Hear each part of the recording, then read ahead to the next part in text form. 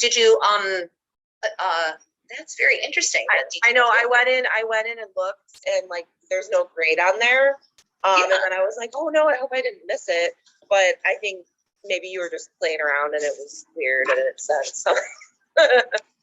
Yeah, so, okay, our recording has started. We're officially starting day 2 of meditation, and we're starting with the discussion of the sometimes confusing things about D2L, and from my side of it, I still am not sure when D2L is sending you messages. I at first used to have, like a checklist of things to do, but then students complained to me that even though they accomplished the checklist, D2L would keep sending them messages saying that they didn't finish things. So I think that I've gotten rid of most of the checklists in the meditation course. And I teach three different courses at Northeastern, not to, whatever, not to get your sympathy, but just to say that I'm human and sometimes I do get confused. So mostly what you need to do is to follow what's on the D2L modules as far as what is due. That will always be updated. And I am pretty good at sending emails if there is any confusion.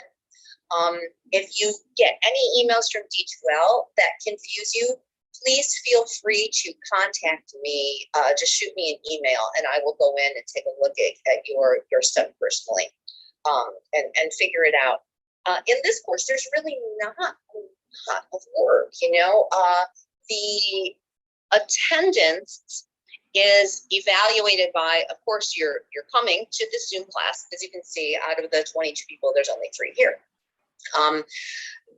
So I reinforce that attendance with the weekly posts. And the weekly posts should be a reflection on the practices that we do each week. Now, this term, I'm delighted to learn that there are several people who already have meditative practices, which is great. And as Tim and I were talking about, there's so many different ways to practice meditation. So this course, just being a 100 level 1-hour course is kind of like intro to meditation. And I try to offer a range of ways to practice that go from just simply watching your breath to next week we're going to do a walking meditation to this week I'm going to introduce meditation by Plotinus, who is a Roman philosopher, the 4 agreements, which is Toltec, because meditation is found in all cultures. The need for reflective contemplation is great as far as human beings go. We need to be able to sit quietly.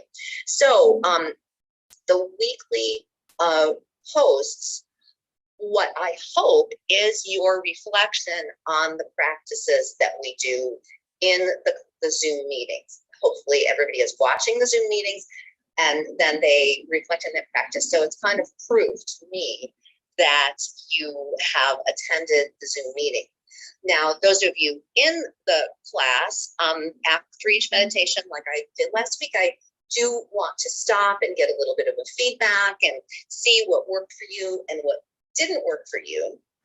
And I also want to emphasize that if a particular style of meditation doesn't work for you, it's not a bad thing. It's not a reflection on your ability to meditate. It's like, maybe you don't like classical music, or maybe you just don't like Irish music, or something like that, because there's a wide range of sensory information that you're going to be experiencing in the different types of the meditation. There are a couple of other things, like we will do what I call a visual meditation, creating a mandala, or walking a labyrinth. And so that comes a little bit later. And many people have found that to be a wonderful source of solace.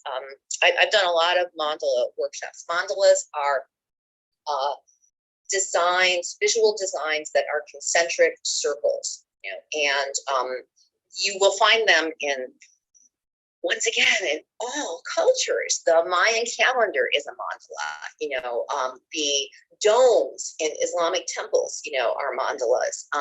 In Hindu writings, there are mandalas. Carl Jung, the psychologist, did a lot of work with mandalas. So just the idea of creating a mandala can be a very meditative and contemplative practice. So that's one thing that we're going to be doing. But the most important thing is to practice meditation at least once a week.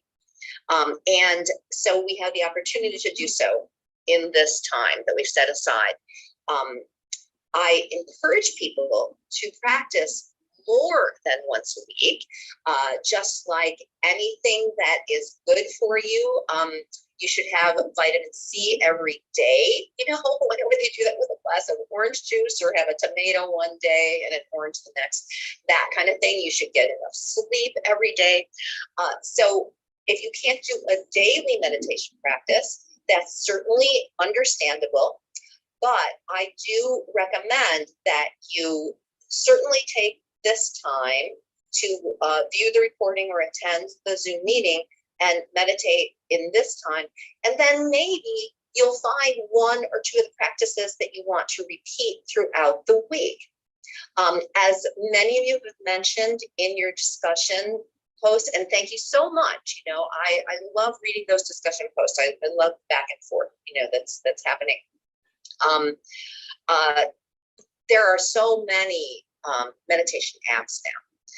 And in our very busy and frenetic lives, often people want to be guided, you know, and to have a guided meditation.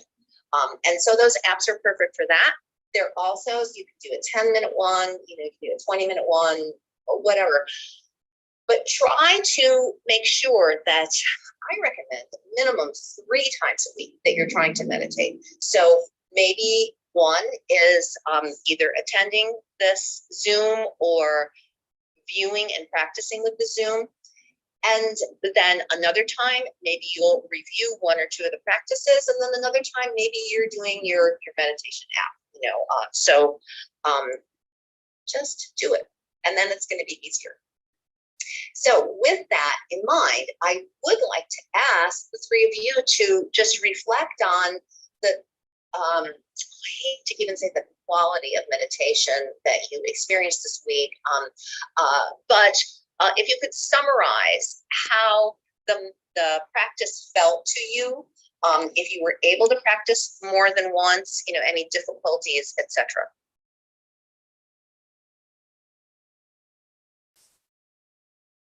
So you can just turn off your mute, unmute yourself, and then you know, just check in, you know, see how you felt about the meditation practices.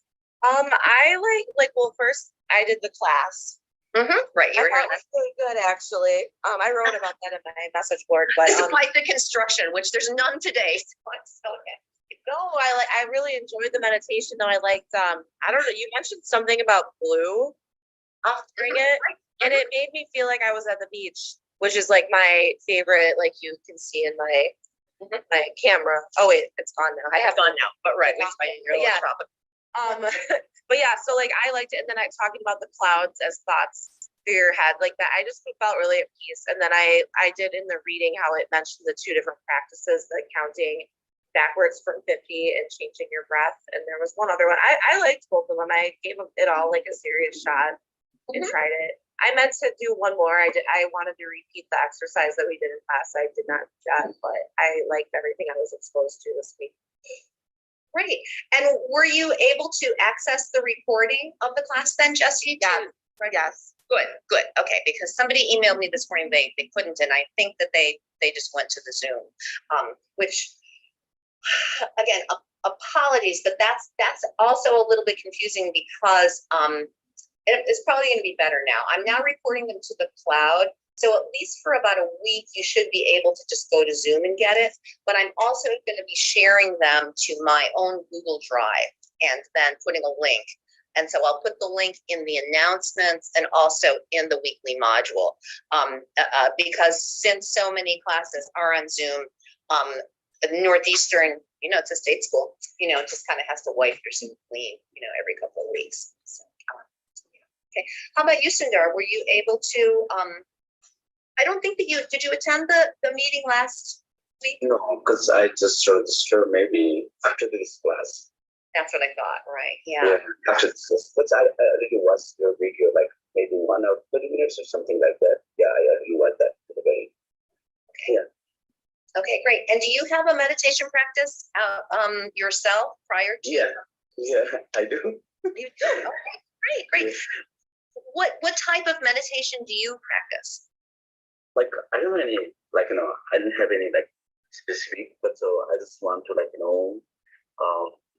just close my eyes and just sit down, just focus on my,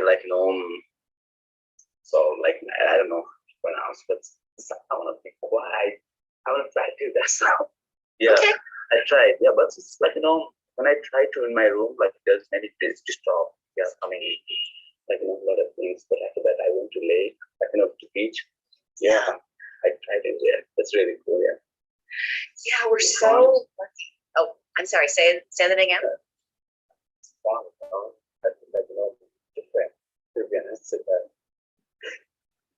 Yeah, it's kind of like a cleansing, isn't it? Yeah. So, Tim and I were talking a little bit before you all came on, and he has a long history of meditative practices. So I wonder if any of you can have any suggestions for what do you do when things are really distracting, Yeah. Sundar, you went to the lake, and that's great. If you can do that, what if you can't go to the lake? What would you do then? But just also before, so there's some people are meditating in there. I do the same thing. I didn't research anything, but just cross my leg and just sit down in there and just quiet. I saw some when I was in Blue Mini, the places that time I saw a lot of people are meditating there, just cross their leg and just sit down. I did the same thing. Yeah. Yeah. Good. Okay. So Tim, do you have any suggestions? Because you've been meditating for a number of years, and sometimes you just don't feel like sitting. And sometimes, your neighbor is talking on the phone and the windows are open. Yeah. Yesterday I listened. I'll go ahead. No, go ahead. Yeah, yesterday I was listening to too much NPR and got pretty freaked out. So I did the backwards counting thing, and I never tried that before, and that was really effective. Resting in between each of them is very helpful. So after I did that, I had the radio off. I didn't turn it back on for the whole day and night. Because I really like space. Boy. So that was helpful. Good. Yeah, to try to, we're so inundated with information now. So if you can, turn your phone to silent, turn your radio off, that's the first step. The second step is getting into the quietest place that you can, and in yoga, which I always teach, they talk about pratyahara, the withdrawal of the senses. And so you can't completely withdraw your senses, but you can kind of cut down on the stimulation. Closing your eyes, is one of the first things. And then once you close your eyes, of course, then you're very, very sensitive to the sounds. So listening to the sounds that are around you and just allowing them to be there, if that is at all possible, can be very helpful. Another thing is the physical comfort. If you are in an uncomfortable position, you're not going to be able to relax. at all, And so as I went through last week, some people like to sit on a cushion, and I'm going to show that again, just in case people didn't get it. I have a lovely meditation cushion that I often will use, but sometimes, a lot of times it has to do with my own energy. I will use a meditation bench. And so this bench is meant so that your knees are going to go beneath your hips, and that will allow your back to relax a little.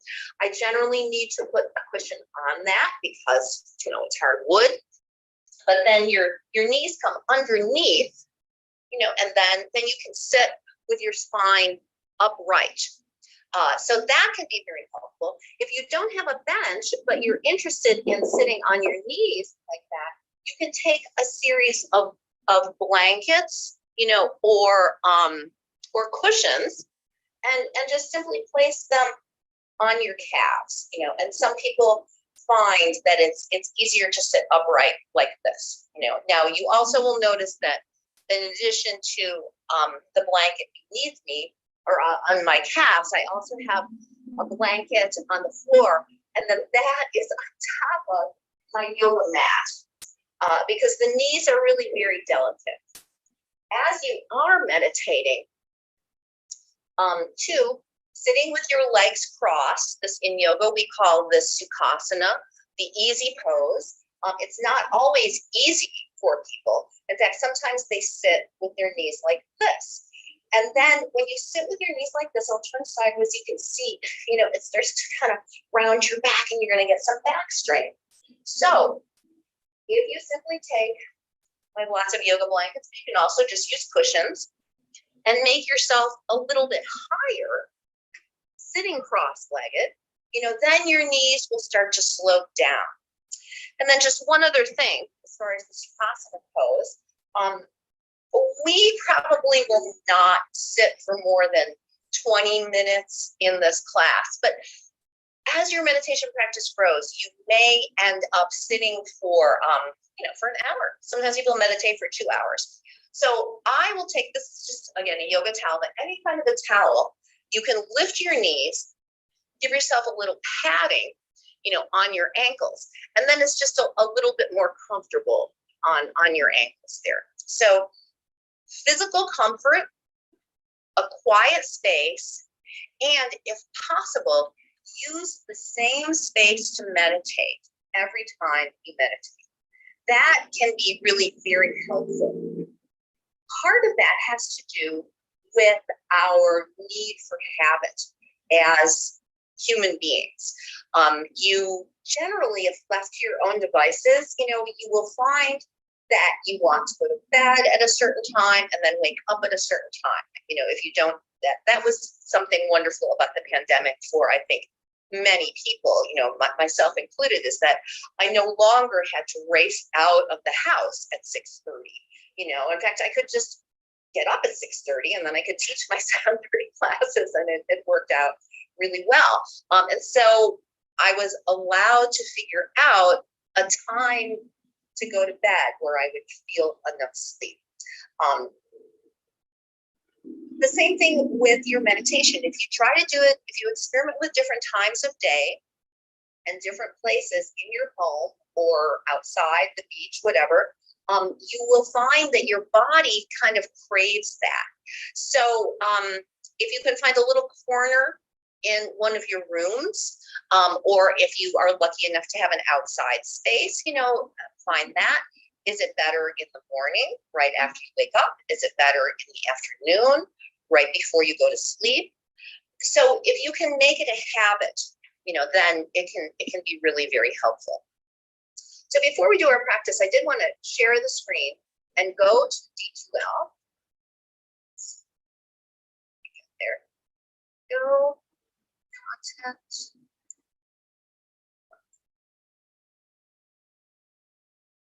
Computer's running slowly today.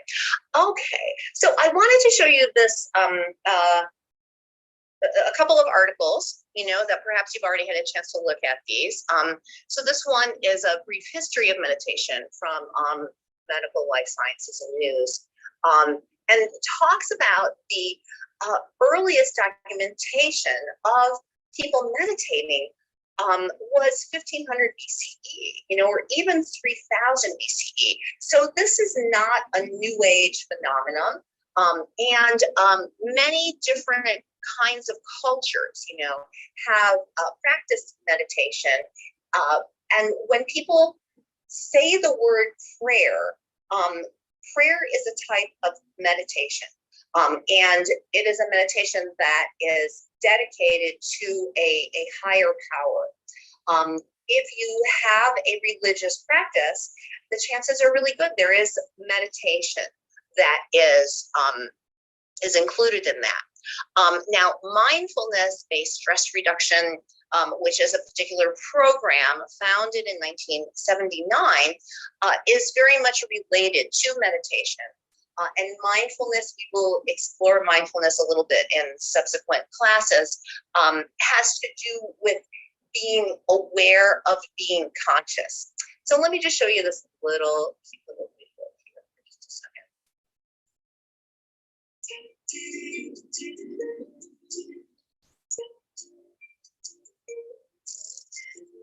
A long time ago, a really long time ago. No, not long ago. We don't know when exactly, but there lives the world's first scientists. These weren't your typical scientists. They began by letting their minds go very still. In this quiet space, they were able to discover amazing things, incredible secrets of the body, mind, and consciousness. They discovered things like the way you breathe affects the way you feel, and what you eat affects the way you think. They noticed to function well, the mind and memory need rest, and that meditation is the deepest rest of all, giving you incredible amounts of energy. They also discovered that experiences can cloud our vision by getting stuck in our minds. Meditation can clear these elements so we hear, see, and feel more clearly. Meditation is universal, just like you don't need a deep stuff. Where everyone can have a more peaceful, clear mind. So can we study less, get better grades? What about run faster, be smarter, better, stronger, wiser? We are all connected. We can create a better world, and it starts with something as simple as closing your eyes, meditating, and feeling a deeper connection with yourself. When you feel good, treat others around you better. The cycle continues. Who would have thought that the work of ancient scientists would have been able to transform our world today? Truly open your eyes, so you can close them.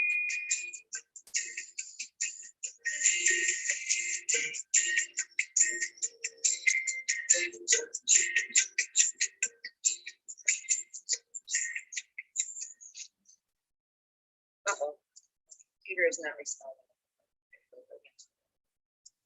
Oh, there. Okay, great. Yeah, meditation has been around for a very long time. There are a lot of scientific reasons. People love science-based benefits of any health practices, and I do too. I think science is extremely important for reinforcing things that are good for us. So it reduces stress. And Sundar, I love how you basically were saying that you felt really great after your meditation, and almost always people will, even if it's hard to get on the cushion, if it's hard to go to the beach, if it's hard to close your eyes. If you do it for just a few minutes, it's going to really help. Continued practice can help control anxiety, and therefore you'll promote emotional health. It enhances your self-awareness. Now, it doesn't necessarily mean you're going to become more self-centered, but you will have a greater understanding of yourself and how you can relate to those around you.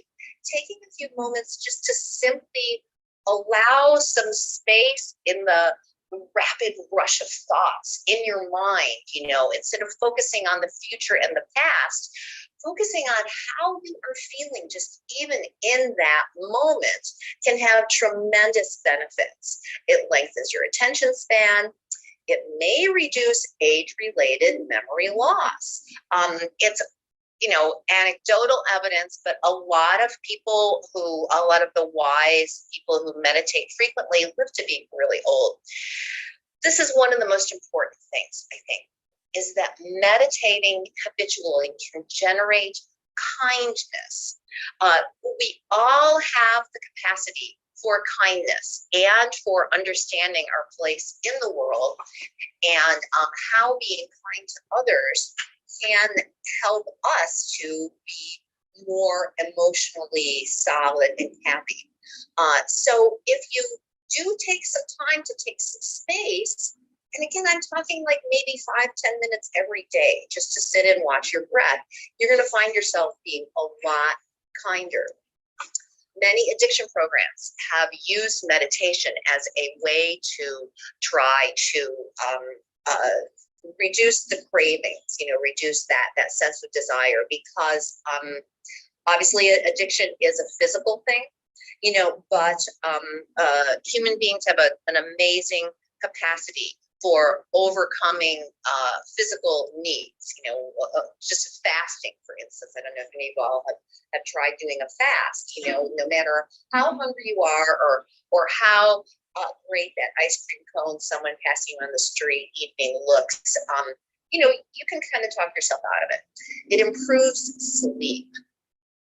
It really does. Habitually meditating will improve your sleep. It can help control pain. I was sharing earlier that I have taught with Gilda's Club, and which is for cancer survivors, and Shirley Ryan Ability Lab. So I had many students who were stroke survivors, had Parkinson's, these conditions, or people who were in wheelchairs because of traumatic brain injuries, or they lost limbs. And so they have always pain. If you can practice meditation, you learn to understand how pain, like your thoughts, will become huge and enveloping, and then like the waves in the lake will recede. It can decrease blood pressure. Cardiovascular illnesses are a huge epidemic, in the modern world. You can meditate anywhere. Anybody can do meditation to improve their mental and emotional health. Okay, so I'm gonna go back to here. So we're going to be doing a few readings from the 4 agreements, which is about Toltec meditation. And today I want to talk a little bit about Plotinus, who, as I said, was a Roman philosopher. So Plotinus talked about it really more as prayer. Okay. And so meditation as prayer. And he didn't really write extensively about the topic of petitionary prayer because he thought about meditation as just a way to connect to the cosmos. That is also a more Eastern way of thinking about meditation, and the practices associated with it, to try to regain the understanding, that we are absolutely related to everything else, in the world. Let's see, I'm going to read a little bit of this. The notion that spiritual truth is always present, but we are not always present to it, is a common theme in the Aeneas, which is a writing of Plotinus. So this is very, it sounds very modern, when you think in terms of this is the 3rd century BCE.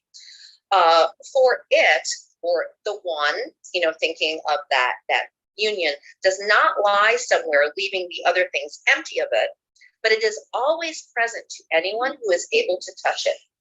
It is not present to the one who is unable.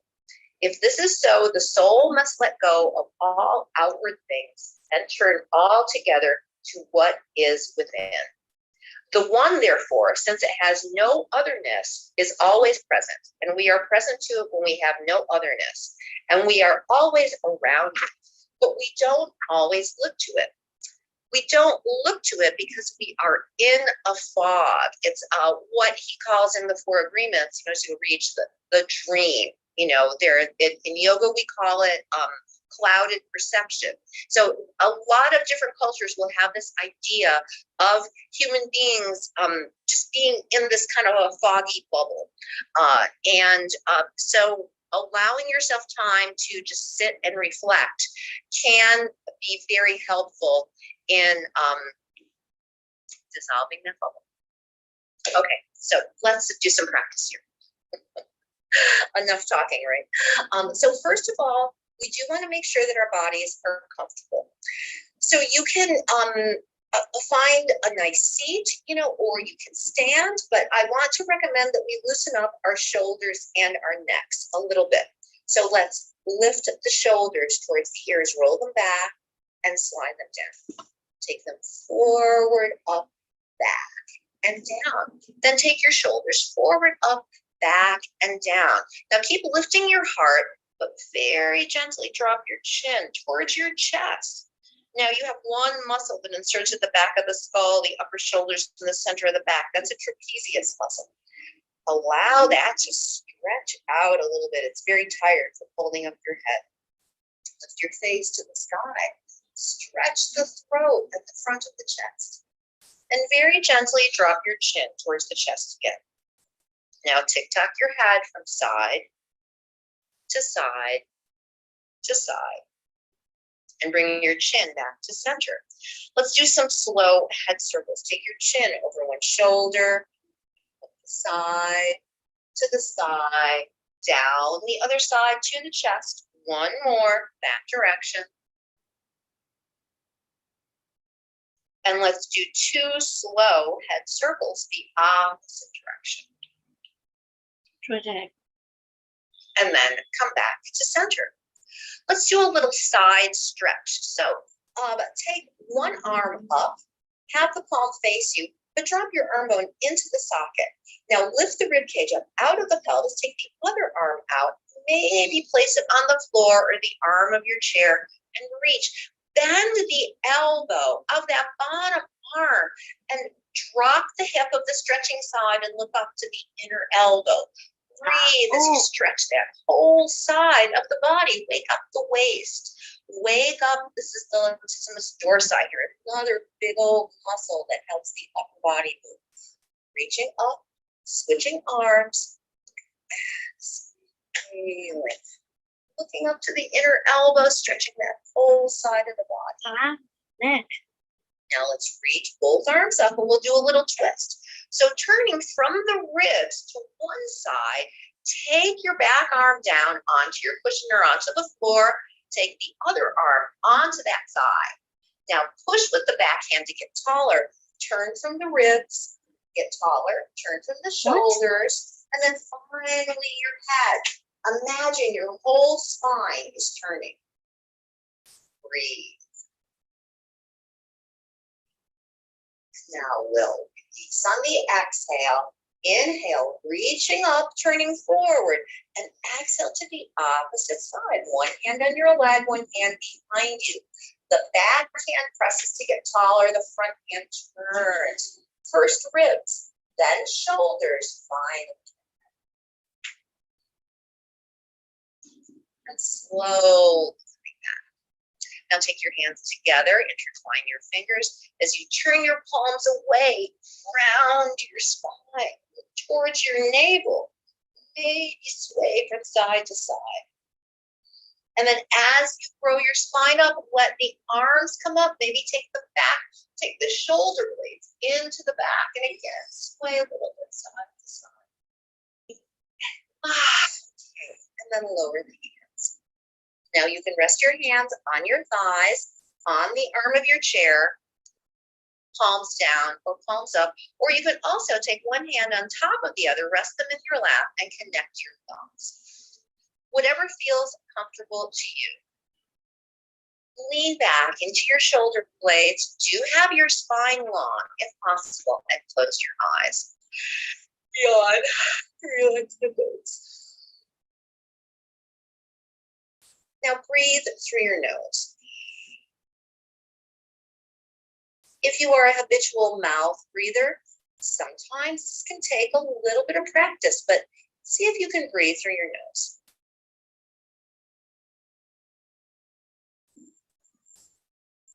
Allow your breath to be long, slow, smooth, and even.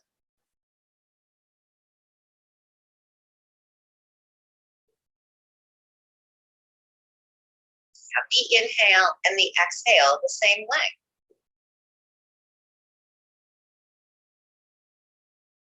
And we'll do the 3-part breath that we practiced last week. Take one hand to your low belly, just beneath your navel, and imagine that there's a balloon in your pelvic bowl. When you inhale, fill that balloon with your breath. Exhale, empty. Take a couple more breaths, just inhaling into the pelvis. Exhale.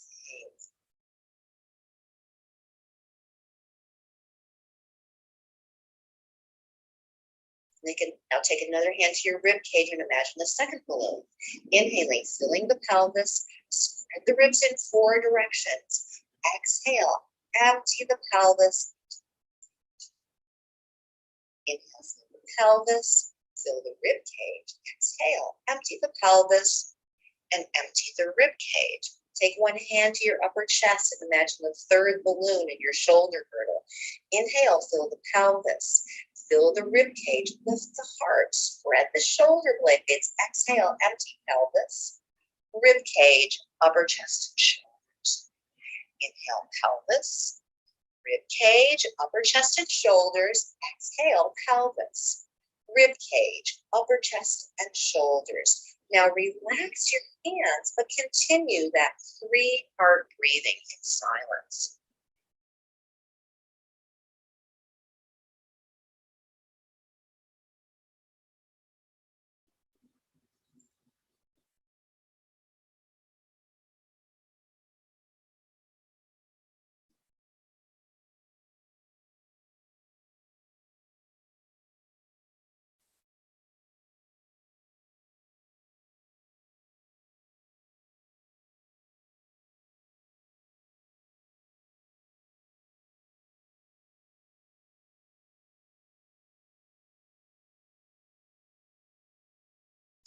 Release the intentional breath and just let the breath breathe the body.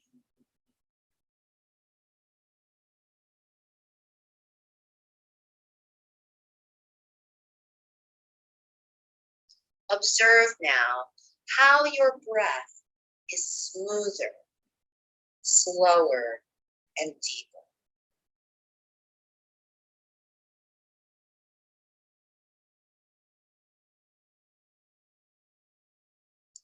Have the understanding that each time you exhale, your body is sending a signal to the brain that everything is okay.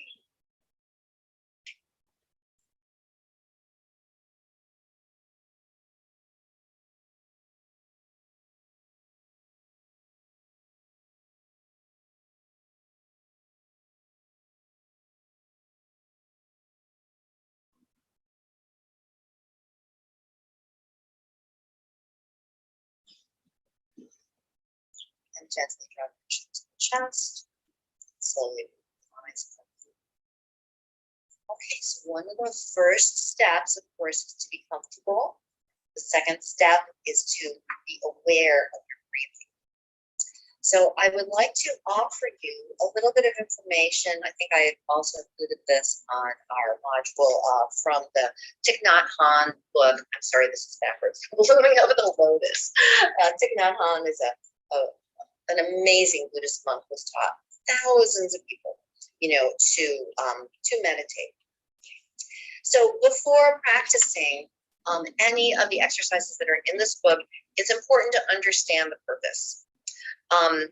It's important to take a few moments just to explain what's happening in your body, to find that sense of peace, in your body. So the first practice that we'll do, is it's called the joy of meditation as nourishment, and it simply has to do with the breath. Breathing and knowing that we are breathing is a basic practice. The consciousness of the fact that we are an organism who is breathing is an important part of meditation, of that being able to know that this activity is happening. Breathing is completely unconscious, which is good because it keeps us alive. But understanding that we are breathing can not only slow the breathing, increase the oxygen intake, make the removal of toxins more effective, and then it can really calm the mind. So to practice conscious breathing is to open the door to stopping and looking deeply in order to enter the domain of concentration and insight. You only need to sit. That's all you have to do. It takes no equipment. Trying to get that sense of relaxation. And we do that by becoming comfortable and accompanying with our breath. Try to reduce the effort. As we become effortful, we start to become tense and our muscles contract. We get backache, shoulder ache, and headache. So the sitting is completely passive. The breathing is active, and attending to the breath will allow the mind to settle. So again, do a little bit of stretching if you need to, and allow your body to settle for another short meditation. The joy of meditation as nourishment.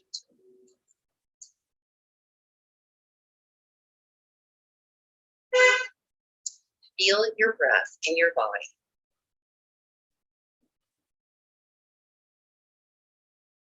And allow yourself to hear the words I'm saying and to think them of yourself. Breathing in, I calm my body. Breathing out, I smile. Breathing in, I calm my body. Breathing out, I smile. Breathing in, I calm my body. Breathing out, I smile. Calm. Smile. Calm. Smile. Allow yourself to repeat that with each breath.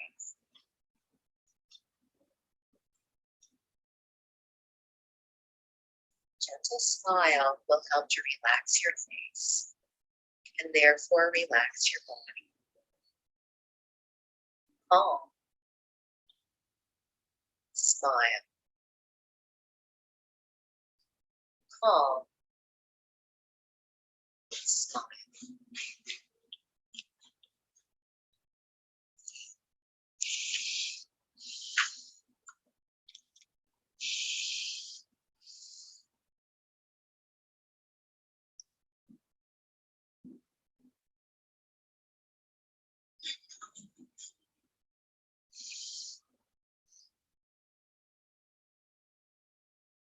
Breathing in, I dwell in the present moment. Breathing out, I know it is a wonderful moment. Breathing in, I dwell in the present moment. Breathing out, I know it is a wonderful moment. Breathing in, I dwell in the present moment. Breathing out, I know it is a wonderful moment. Present moment, wonderful moment. Present moment, wonderful.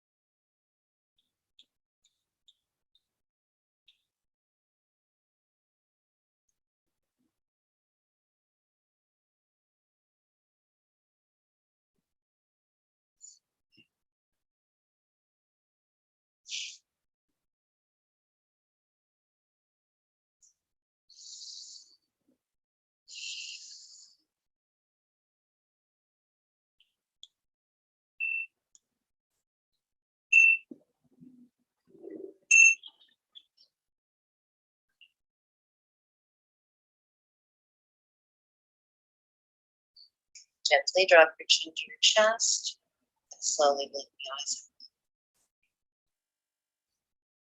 Lift the chin.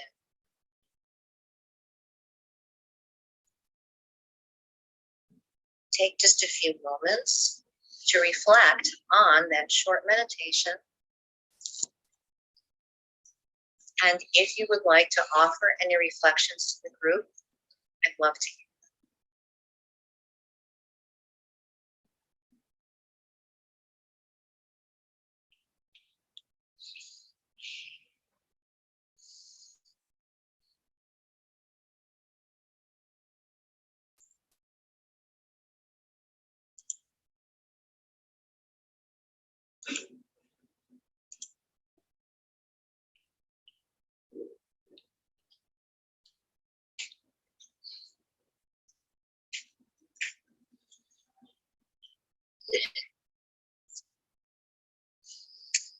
Okay, I will be checking in after each of our practices.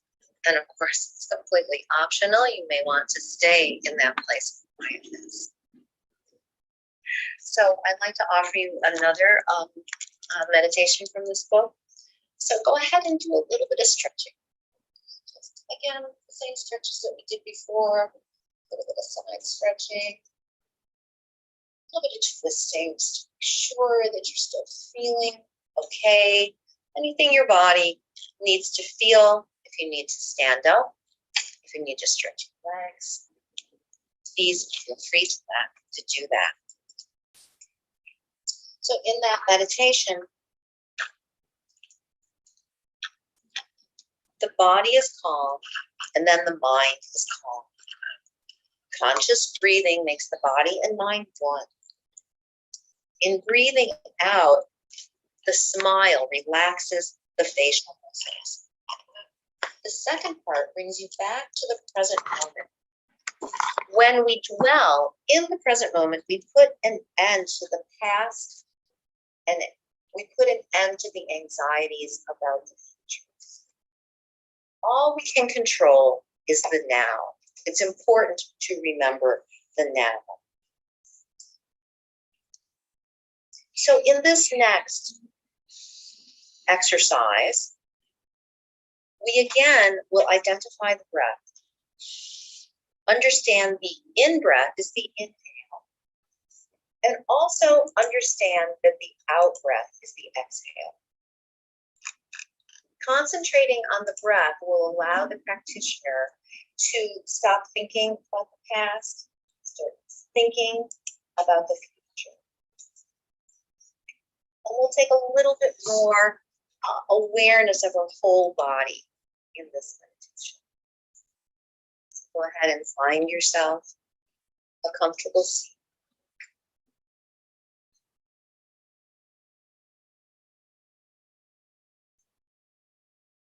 Breathing in, I know I am breathing in.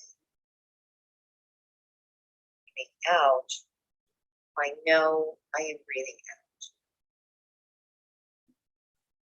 Breathing in, I know I am breathing in. Breathing out, I know I am breathing out. In, out. In, out.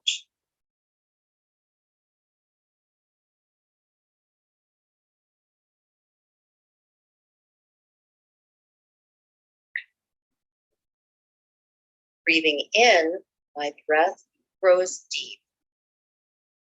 Breathing out, my breath goes slowly. Breathing in, my breath grows deep. Breathing out, my breath goes slowly. Deep, slow. Deep, slow.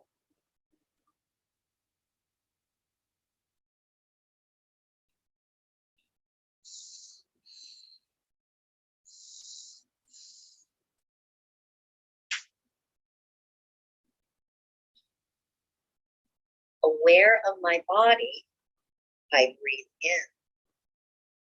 Relaxing my body, I breathe out. Aware of my body, I breathe in. Relaxing my body, I breathe out. Aware of body, relaxing body. Aware of body, relaxing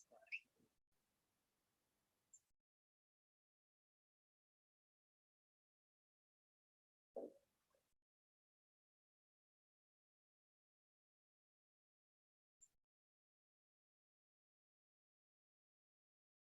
Calming my body, I breathe in. Caring for my body, I breathe out. Calming my body, I breathe in. Caring for my body, I breathe out. Calming body, caring for body. Calming body, caring for body.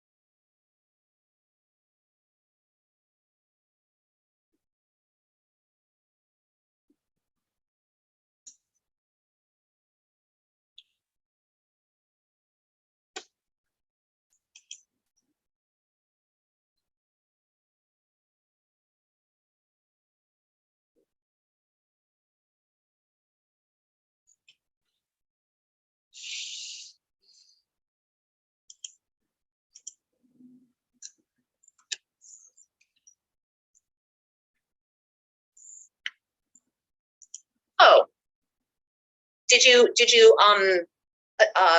that's very interesting. I know, I went in and looked and like, there's no grade on there. And Yeah. then I was like, oh,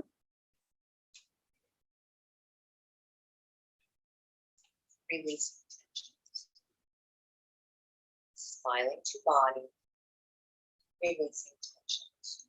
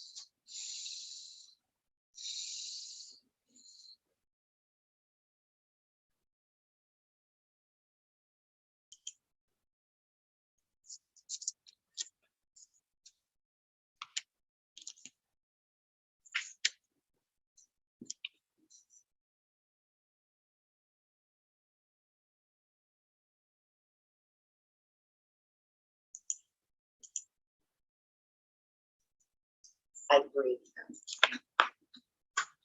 Smile into body, releasing tension. Smiling to body, releasing tensions.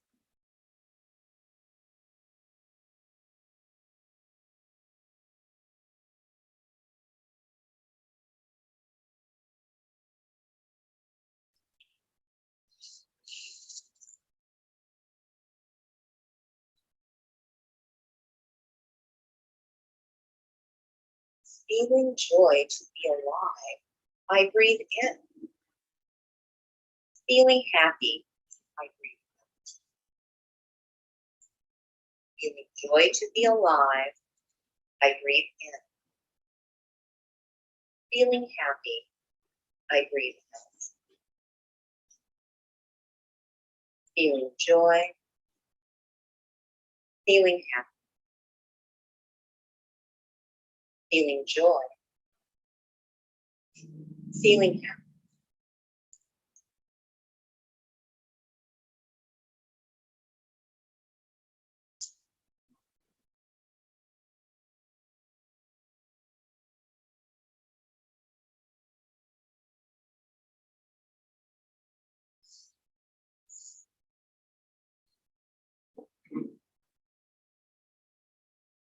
Dwelling in the present moment, I breathe in.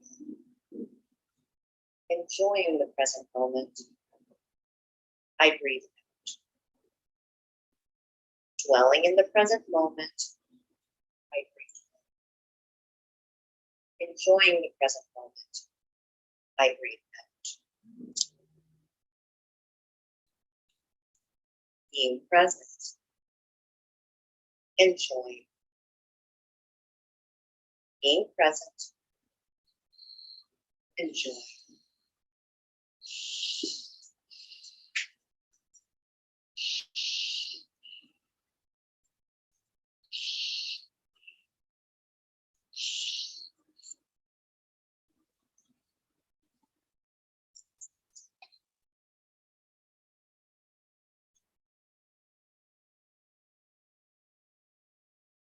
Aware of my stable posture, I breathe in, enjoying the stability. Aware of my stable posture, I breathe in, enjoying the stability. I breathe out. Stable posture, enjoy. Stable posture, enjoy.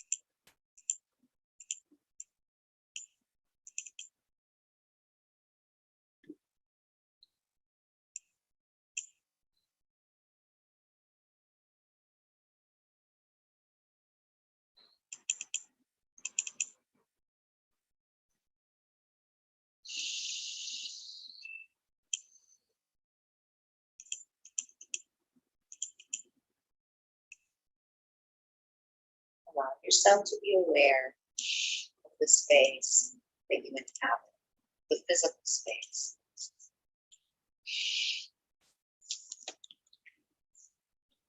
Gently open your eyes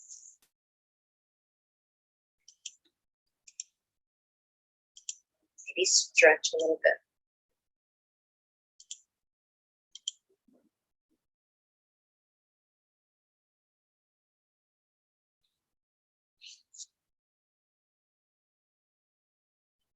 Again, if there's anything that came up, any feedback that you'd like to share.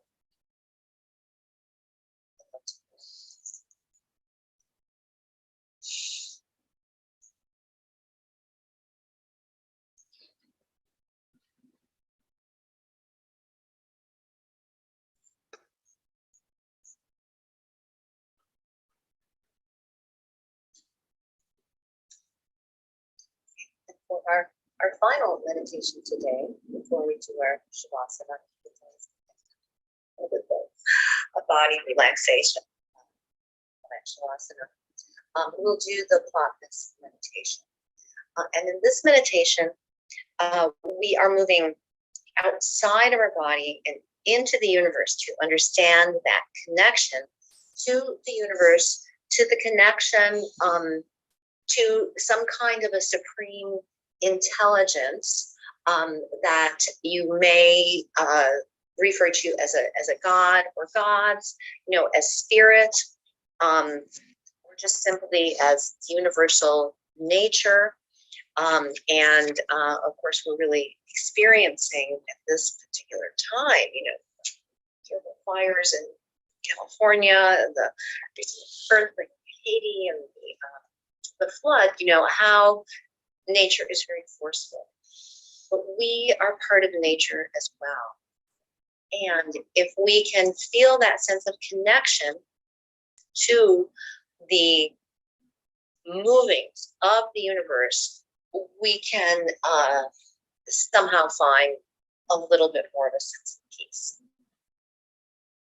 So take a few moments now to get yourself settled once again.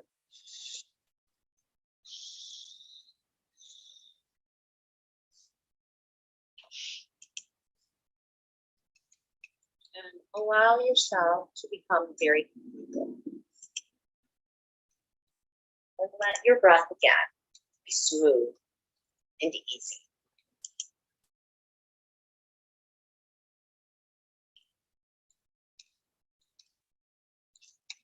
Now imagine the entire universe. The entire universe. Hold it as clearly and distinctly in your mind as you possibly can. See the whole cosmos as if it's inside an unimaginably vast, transparent sphere.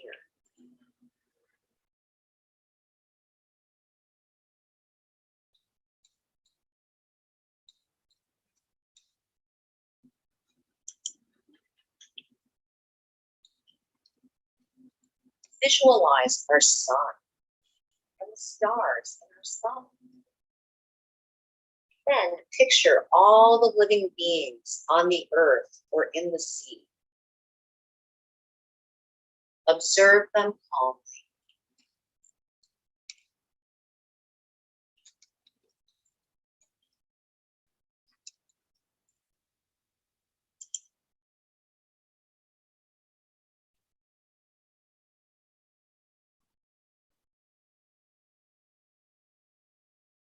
Call to mind the limitlessly vast supreme intelligence who created this universe. Ask it to enter your awareness, bringing with it all the divine forces that exist inside it. Notice that the Supreme Being and all its divine energies and all the creatures and objects and worlds it has created exist together in seamless unity. Imagine the Supreme Being's unlimited power and awareness extending to all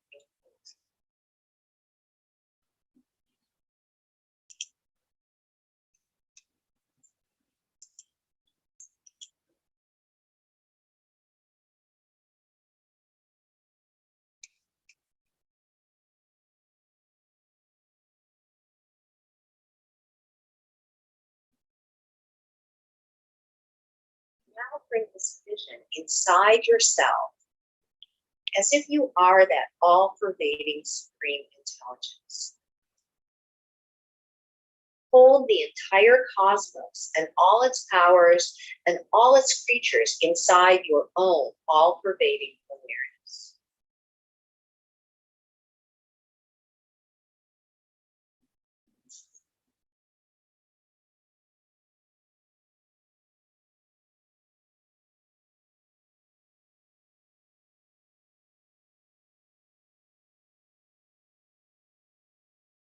Then let go of the visual images you're imagining.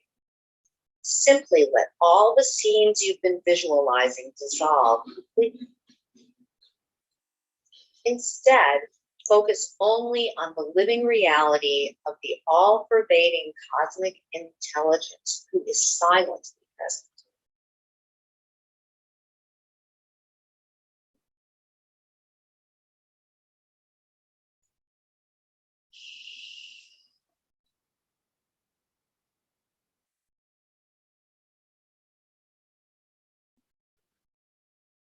Avoid allowing any sense of separateness to enter your awareness.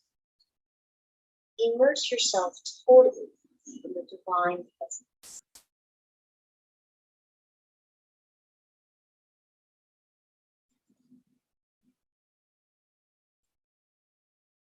Surrender yourself completely to the Supreme Being who, at this very moment, is holding you in its perfect unitary awareness.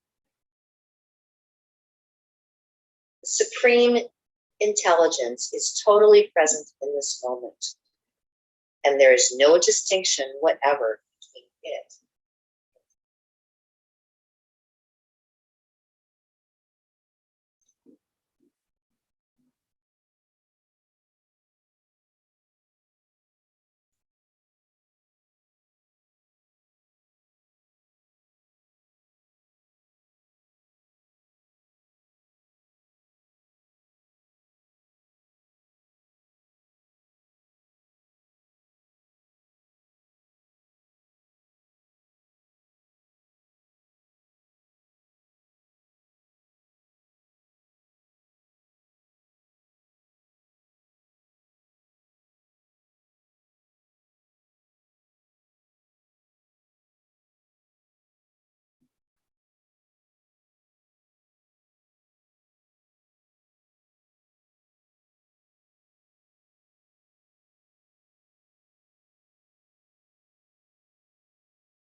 Mentally saluting the Supreme Being, shift your awareness back to your physical body in this physical room, in this physical universe.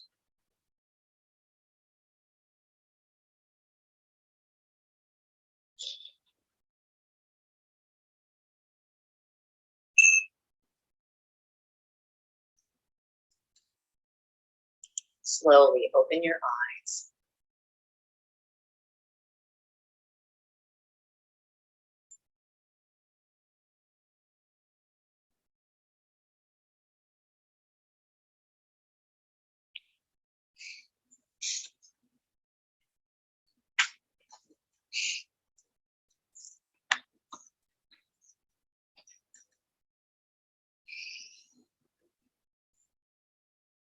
Understanding our connection to the universe, the fact that we are physical, emotional, spiritual beings in this vast life, even beyond our earth, is very helpful in engendering compassion and kindness towards others.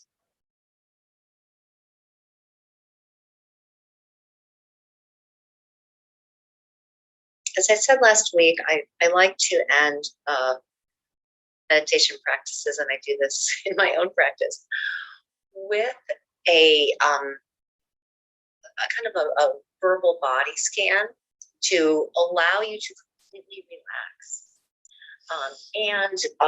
The corpse pose, Shavasana, in yoga is a really wonderful way to do that. So I'd like to invite you at this time to lie either on a couch or on the floor if you can, and to make yourself comfortable. Lying on your back, you are more receptive, and it's easier to feel your breath. If that is uncomfortable for you, just find a way to deeply relax. It's also fine to do shavasana sitting, but we do spend so much time sitting these days. I think it's great to stretch the body out. So take a couple of moments to get yourself completely comfortable. If you do lie on the floor on your back, I do recommend taking a cushion or a towel beneath your head. This will tilt your chin slightly forward, and it'll give you a slight downward gaze. Physically, if you look down, you will relax the mind. If you look up, you'll awaken the mind. So that's another little trick if you're feeling kind of drowsy throughout the day. Instead of just always looking down, which you'll find you probably always will be if you are feeling drowsy, try to just look up, and it just wakes up a different part of your brain. If you have some back issues, put something underneath your thighs or your knees. So go ahead and make yourself completely comfortable, and I'll lead you in a relaxation pose, Shavasana.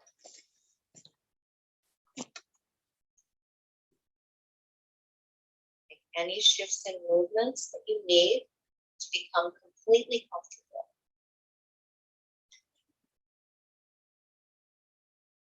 Each exhale, allow yourself to become a little heavier, to let gravity allow you to sink into whatever space you're resting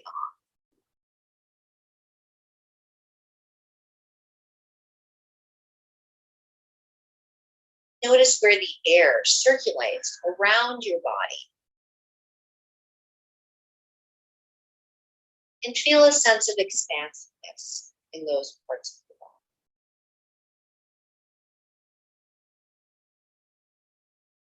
Bring your awareness to your feet and feel some space between your toes. Release all the bones of the feet, of the ankles. Let your calves drop away from your shins and release behind and over your knees. Feel the heaviness of your hips and release along the spine, the low back, the mid back, and the upper back, especially between the shoulder blades. Let go over the belly and the chest. Relax the shoulders, the arms, the elbows, the wrists, all the bones of the hands. Hold on to nothing. Let go behind your neck and over your throat. Relax your jaw and the root of your tongue. Drop all expression from your face.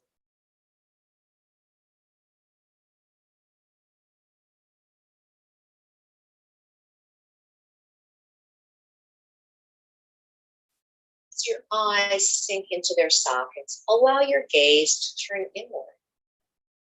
And watch your thoughts as they drift through your mind. As you observe your thoughts, remain detached. Float through your mind like clouds in an infinite sky. And remain here in conscious relaxation for a few moments more.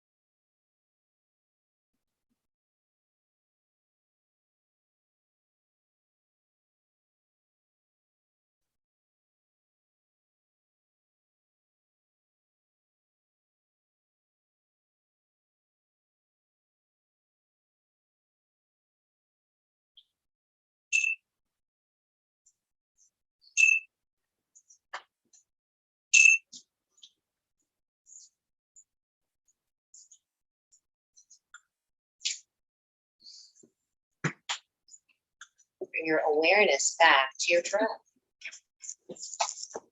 When you inhale, breathe in strength and vitality.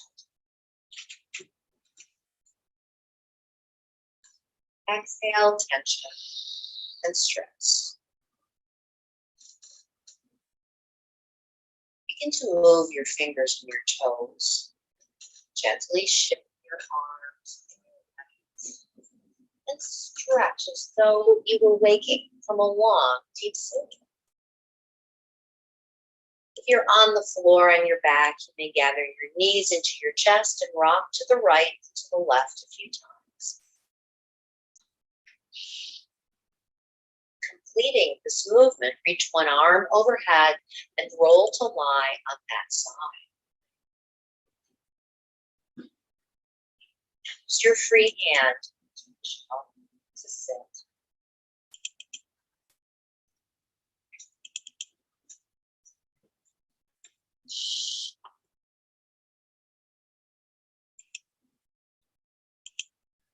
So that concludes our class for today. Thank you so much for joining me. If anybody has any questions, please let me know. No. Thank you so much. Have a wonderful week, everyone. Thanks, you too. And this recording will be up by this evening. Thank you, Professor. Thank you so much. Thank you. You know what? I like your, like, you know, when you doing like namaste. Yeah, Oh, I love I do every day, like when I meet, like, you know, my friends, like, you know, this